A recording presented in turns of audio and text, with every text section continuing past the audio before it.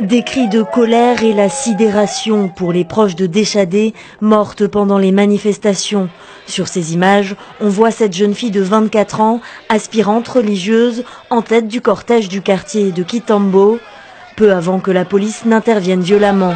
Touchée par des tirs de rafale, la jeune femme succombe à ses blessures sur le parvis de l'église. Avec les armes à feu, il y avait aussi des soldats. Alors, nous autres tirés d'ici, on a tiré au moins 5 balles. Parmi les 5, il y a eu au moins ma grande sœur qui était là. Elle a perdu beaucoup de sang. Alors, on devait, même nous, on était là, donc on ne pouvait rien faire. Dans le quartier de Kingabois, une autre famille est en deuil. Ces femmes pleurent Benjamin, 18 ans, qui selon sa mère ne participait pas à la marche. Je ne réalise toujours pas. Mon fils est allé chercher du sucre pour son déjeuner, parce qu'il n'en avait plus pour son thé. Il est allé faire les courses, non loin de la maison, et soudainement, les gens viennent me dire que mon fils est mort d'une balle tirée par les forces de l'ordre. Benjamin est mort à 200 mètres de son domicile.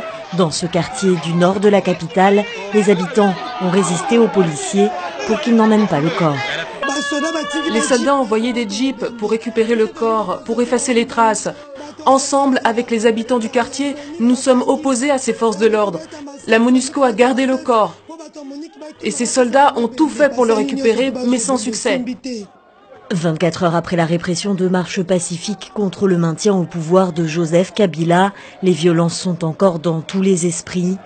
Surtout dans la capitale, où l'on dénombre 6 morts selon la mission de l'ONU, la MONUSCO, 2 seulement selon les autorités. Des blessés et des arrestations ont été relevés dans tout le pays.